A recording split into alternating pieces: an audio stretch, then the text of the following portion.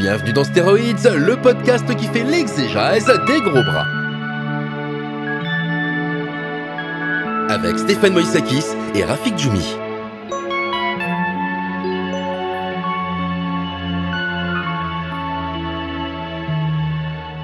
Bienvenue dans cet épisode de Steroids, le podcast un petit peu spécial puisque c'est un épisode consacré à Wild Search de Ringo Lam pour les besoins de l'édition DVD Blu-ray qui sort chez Spectrum et que vous avez normalement entre les mains puisque vous vous écoutez.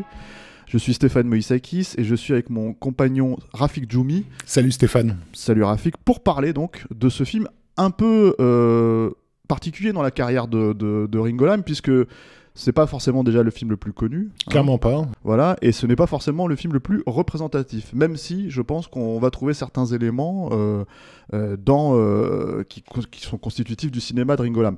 Est-ce qu'on peut déjà dire que c'est peut-être une œuvre de commande, en fait, dans la carrière de Ringo Lam, en tout cas la façon dont ça peut être perçu? On peut dire ça de tous les films de Ringo Lam de cette période hongkongaise. Hein. C'est vraiment à la base un exécutant.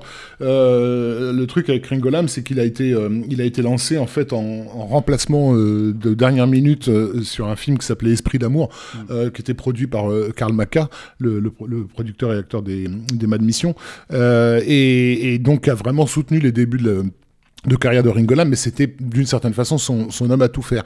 Juste avant ce film-ci, il rend service en réalisant Mad Mission 4, par exemple. Ouais. Hein. Donc il est toujours dans la commande. Mais avec une personnalité quand même bien trempée, quoi. Qui commence à s'affirmer et qui bien sûr va surtout s'affirmer avec City on Fire, qui est emblématique de presque emblématique du polar hongkongais de l'époque, dans son caractère un peu rugueux, on va dire. Mais en même temps, un film comme Esprit d'amour, donc, qui était déjà un film très romantique à la base. C'est pas quelque chose dont il est complètement étranger, ce côté un peu fleur bleue. Mais c'est vrai que là, on a un film qui est vraiment qui oscille entre les deux de façon parfois assez extrême. Et étonnante. En fait. Et étonnante, voilà. Déjà, on peut repitcher le film Wild Search rapidement. Voilà, donc c'est l'histoire d'un flic dont joué par Chow Yun-fat qui reçoit un type concernant un deal de flingues, d'armes qui va se faire. Et ce deal, en fait, c'est une propriétaire de magasin d'antiquités qui s'appelle Hélène, qui est une mère, elle a une petite fille. Donc qui se sert de sa boutique de magasin d'antiquité comme un front pour faire son trafic, voilà, une couverture pour faire son trafic, et elle travaille avec un homme d'affaires qui s'appelle Monsieur Hung, et donc au moment où les flics déboulent, elle est en plein dans son deal, ça dégénère, elle se fait tuer, et sa gamine se retrouve près du corps qui a 4 ans, se retrouve donc le principal témoin de celui qui a tiré sur sa mère. Et donc Chow Yun-fat en gros la prend sous son aile, retrouve la sœur de cette fameuse Hélène qui vit à la campagne avec le grand-père, voilà, et en fait va se retrouver à tenter à la fois de la protéger et de se servir de la gamine pour retrouver les traces de ce tueur. Donc voilà, en gros ça commence comme ça. Et le film aussi, donc à ce moment-là, entre cinéma policier pur et dur, à la Ringo Lam, même j'ai presque envie de dire, on va en parler, et romance assez exacerbée à la hongkongaise pour le coup, telle que se pratiquait dans les années 80 avec la chanson presque sirupeuse. Tout à fait. Une chanson de Anita Mui d'ailleurs. Mais effectivement, à l'époque, le film s'inscrit assez clairement comme une forme de remake à peine déguisé de Witness, on l'a vu, donc voilà, dans lequel un enfant est témoin d'un meurtre, pareil.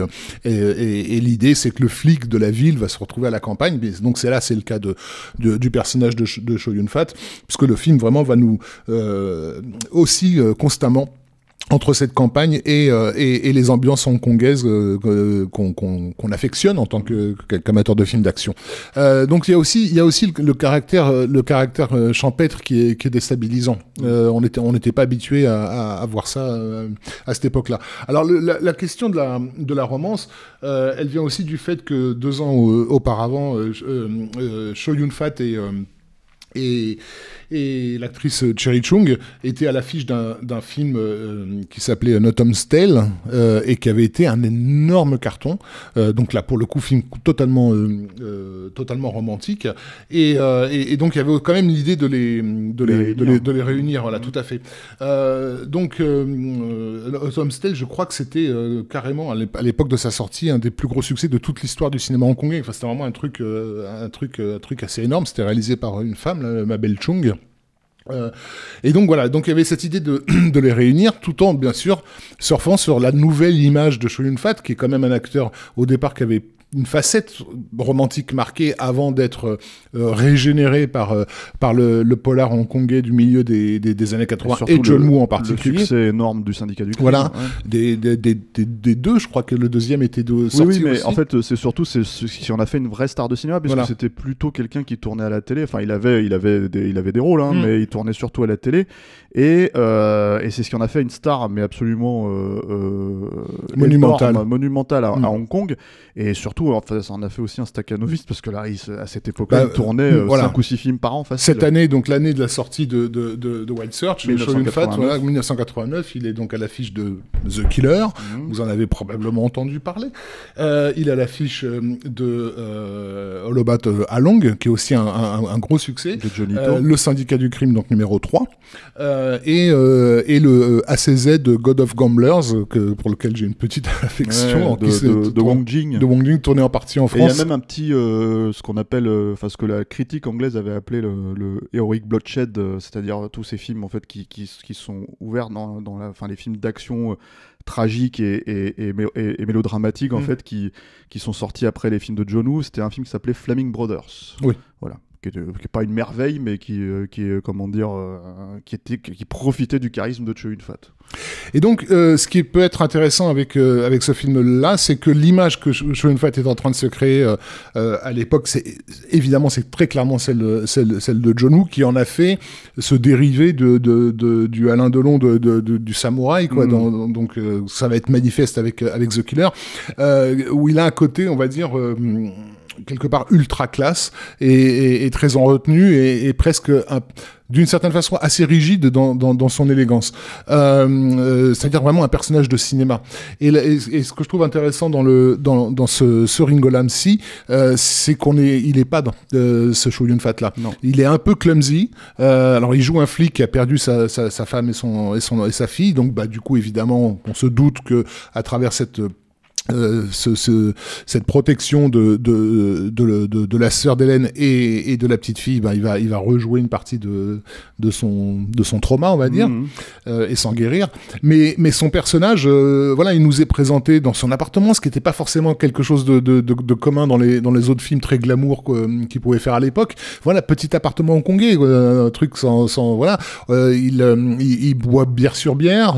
Il y a même une séquence. Il parle mal à la femme dont il va tomber amoureux. Il lui parle mal au début. Enfin, il est un peu Tout à fait. Il est assez rugueux, mais je trouve que c'est aussi au niveau de sa démarche. C'est-à-dire que chez John Woo, le moindre de ses gestes est incroyablement chorégraphié. Même quand il s'assoit sur une chaise, il faut que ce soit du Fred Astaire. Dans le Syndicat du Crime, c'est les deux, parce qu'en fait, il y a la première partie quand il ne boite pas encore, quand il n'a pas été blessé, et la deuxième partie où il est déjà beaucoup plus. Mais c'est cinégénique. Oui, bien sûr. C'est très pas cartoonesque, mais tu veux dire qu'il a plus visage humain dans celui-là. Là, finalement, on est presque plus par moment. Si on retire les poursuites en bagnole et les coups de feu, on a presque l'impression d'avoir affaire à un film d'auteur à la française, quoi. La gestuelle du comédien est une gestuelle finalement naturelle. Toutefois, il y a une scène où il se fait péter la gueule par les hommes de Monsieur Wu, par exemple. Et donc où il récupère son arme pour les menacer, qui est censé être une scène de débauche de violence, mais en fait le personnage est pas du tout effrayant ou dominateur dans cette séquence-là. On le voit tituber, etc. Enfin, il sait pas très bien ce qu'il fait. À un moment donné, il oublie son flingue, il revient sur ses pas. Enfin, il y a quelque chose. C'est pas le Chow Yun-fat qui est sorti des frontières hongkongaises de l'époque, quoi. Et il y a aussi, alors tu disais film d'auteur français, je vais quand même un petit peu remettre, c'est-à-dire qu'il y a quand même un truc qui est étonnant, c'est que la romance du film prend quand même une grosse partie dans le film et elle se base en fait sur quelque chose d'assez, enfin on en parlait nous tous les deux en antenne, assez chaste et presque assez naïf en fait, parce que donc le personnage de la sœur a été marié, il y a un homme entre elle et Chow Yun-fat, mais en fait ils sont divorcés. Et en gros, Chow Yun-fat n'ose quand même pas, malgré tout, alors qu'elle est divorcée, aller, la courtiser. Donc c'est un peu, comment dire, c'est un peu étonnant parce que tu tiens pas tout à fait un film normalement avec ça. Ils ont plein de scènes où ils sont tous les deux tout seuls, où effectivement on sent qu'ils ont envie de se jeter l'un sur l'autre et ils le font pas. Voilà. C'est assez prude effectivement. Donc ça ne sera consommé qu'après générique, on va dire. Voilà, c'est ça. Donc, mais après, ceci dit, comme dans The Killer, par exemple, si tu veux, l'histoire d'amour de The Killer à laquelle tu crois, que tu adhères complètement, puisque en fait tout ce qu'il va faire, il le fait pour la femme qu'il aime, ce qui n'est pas forcément le cas dans le récit ici, c'est pas cet enjeu-là. L'histoire d'amour est tout aussi chaste, mais en fait, les sentiments ressortent finalement, je trouve, beaucoup plus. C'est-à-dire que je trouve que chez John Woo, par exemple, si on doit faire un comparatif, surtout pour deux films qui sont sortis la même année avec le même acteur principal, d'un côté, en fait, c'est plus organique, le mélange romantisme exacerbé et ultra-violence, alors que là, en fait, j'ai presque l'impression que parfois que c'est un passage obligé, et c'est pour ça que je parlais de films de commande, de la part des prods, en fait, qui demandent à Ringo Lam de vraiment créer une romance, et que lui, il essaye de tirer ça vers le polar.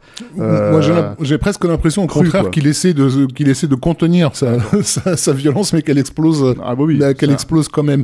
Il y a aussi, je pense, l'urgence de ces tournages à l'époque, qui joue beaucoup dans le caractère parfois très brutal du film. Moi, c'est une des raisons pour lesquelles j'aime beaucoup les Ringo Lam de cette époque-là. C'est l'impression physique d'être à Hong Kong. Ouais. Déjà, la moitié des plans sont... Quand les mecs sont en bagnole, le caméraman est embarqué avec eux, tu traverses vraiment les rues, t'as l'impression que la moitié des figurants n'en sont pas, que les plans ont été volés, quoi.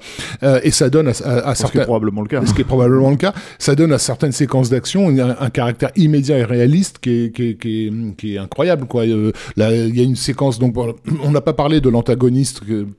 qui est joué par comment il s'appelle, Roy Chung, qui est une espèce de tueur à gages qui s'appelle Boulette dans le film, dont on comprend vaguement qu'il a été un soldat au Vietnam et qu'il a été sauvé par le méchant du film qui est Monsieur Wu, quoi, qui est un grand méchant cocaïné, grand méchant cocaïné. À Hong Kong, c'est pareil. Il n'avait pas tellement à l'époque, et Paul Shun d'ailleurs, donc le méchant Monsieur Wu, qui est surtout connu en Occident pour La canonnière du Yangtze de Robert Wise, mais que j'avais moi personnellement apprécié dans Raining in the Mountain de King Wu et Peking Opera Blues de Tsui Hark. Bref, une grosse carrière. Donc son protégé, donc Boulette, qui est le big méchant du film, qui est une espèce de Terminator. Voilà, enfin il a les vêtements de voyou du Terminator au début du premier film, quoi. Mais c'est un personnage qui apparaît subrepticement, c'est-à-dire qu'en fait, dès que t'as l'impression que l'intrigue doit être tiens, on a oublié ce méchant, hop, on le remet, et en fait, il réapparaît. La fin, c'est expédié quasiment. C'est-à-dire que c'est 5 minutes. C'est pour le coup, c'est vraiment un antagoniste de film d'action. Ah oui. Dans un film qui est pas totalement un film d'action. Donc du coup, il y a une espèce de décalage dans ces apparitions. Et effectivement, quand il apparaît, c'est pour défoncer la gueule de quelqu'un. Donc il y a une scène qui est effectivement extrêmement bizarre, dans laquelle il bute l'informateur de Chow Yun-fat dans un restaurant, et il y a un gunfight entre les deux, qui est le gunfight le plus étrange que le cinéma de Hong Kong nous ait offert à l'époque, où ils sont tous les deux planqués derrière une espèce de mini piliers, mais ils sont littéralement de chaque côté du pilier. Et enfin bon, il faut le voir parce que c'est très très bizarre, alors que tous les gens du resto sont à genoux par terre. T'as ces deux mecs là qui se font un jeu du chat et de la souris à 20 cm l'un de l'autre. C'est très étrange. Bref, et dans la suite de cette séquence, il y a une poursuite en bagnole, voilà, avec vraiment caméra embarquée, et je trouve qu'elle a un impact qui est incroyable. Il y a la moitié des plans, tu vois clairement que c'est les comédiens dans les bagnoles. Mais c'est tout le principe du cinéma de Hong Kong de l'époque, c'est-à-dire que même dans la scène finale où d'un seul coup ils mettent le feu à la grange. C'est carrément n'importe quoi. Voilà, ils mettent le feu à la grange, et en fait t'as Chow Yun-fat au milieu des flammes. Et c'est clairement lui. Et c'est vraiment les deux comédiens en train de prendre feu dans cette grange. C'est assez ahurissant. Autant la scène est bizarre parce que il y a toute une série, enfin on se demande pourquoi il tire pas dessus alors que le mec est planqué dans la paille, quoi. Mais au moment où ça prend feu, t'oublies la suspension d'incrédulité, elle prend directement forme. T'oublies les histoires de coups de feu en te disant mais ils ont vraiment jeté leurs comédiens dans les flammes, quoi. C'est complètement dingue. Et en plus je crois qu'il y a des plans ralentis, donc t'as largement le temps de voir que c'est eux qui crament, quoi. Donc c'est assez impressionnant pour ça. Et donc dans la poursuite en voiture, il y a une ou deux cascades qui sont genre what the fuck, quoi. Enfin, il y avait que le cinéma de Hong Kong à l'époque qui nous offrait des trucs aussi flippants, qui nous font presque sortir de l'intrigue pour nous dire mais est-ce qu'il y a eu des blessés sur ce tournage.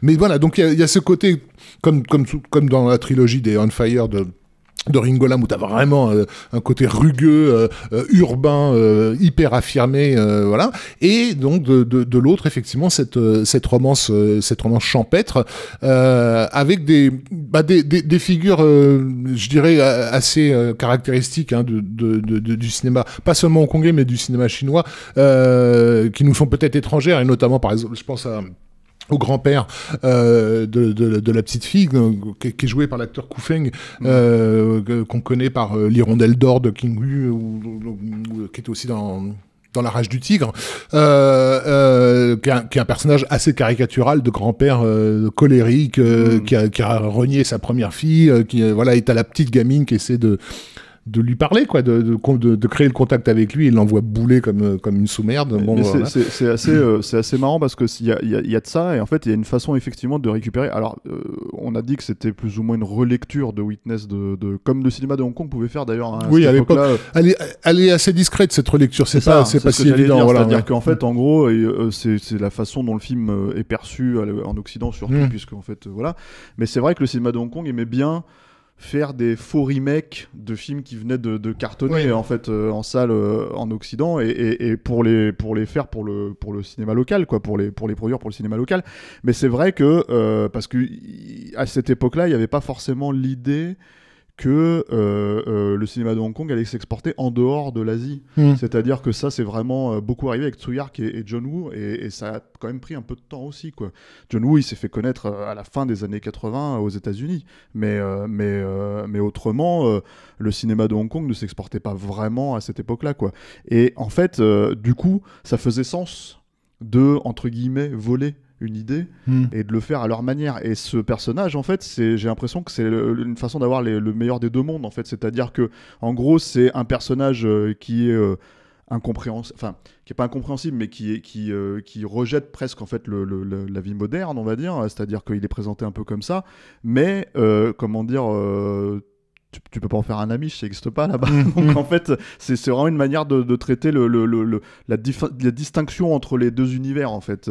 Oui, non, puis voilà. Culturellement, c'est marqué aussi dans le respect dû aux anciens, qui est très marqué en Chine. Voilà. Ça se rejoint dans la culture locale, quoi. Et c'était assez intéressant de voir comment il le faisait, même si c'était pas aussi marqué finalement que dans le film de Peter Weir.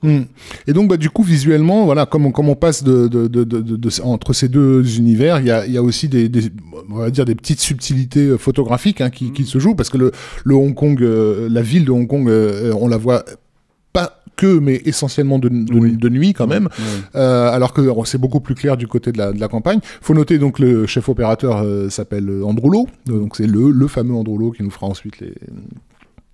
comment ça s'appelle, Infernal Affairs, etc. Et qui donne aussi quelques jolis effets. Là, on a parlé de la scène de la grange, avec qui prend feu. Visuellement, ça nous donne quand même un joli truc, quoi. Oui, et puis c'est encore une fois, c'est saisissant, en fait. C'est-à-dire que en fait, tout le film n'est pas forcément comme ça, et justement, les moments où ça ressort. Mais comme les explosions de violence, en fait, c'est d'un seul coup, on se retrouve vraiment dans un polar de Hong Kong des années 80, l'espace de 3 minutes, ce qui est en vrai ce que t'es venu voir à la base quand t'achètes ce film, je pense, hein, quand tu le regardes, mais c'est pas tout à fait ça, c'est vraiment entre deux... gros genre en fait de ce cinéma-là, et c'est pour ça que je trouve en fait ça assez étonnant aussi le côté violent du film, c'est-à-dire le moment où t'as par exemple un flic qui se fait exploser par une bagnole, qui se la prend en pleine poire, quoi, où tu te dis mais j'étais dans une romance il y a littéralement 2 minutes. Tu vois, c'est saisissant en fait ce contraste-là, quoi. Et les figurants qui tombent régulièrement, donc voilà, on a dans la scène finale un paysan qui se prend une balle perdue, et on a quand même le temps de voir sa femme récupérer le cadavre, etc. Donc c'est effectivement l'apparition de la mort est assez subite.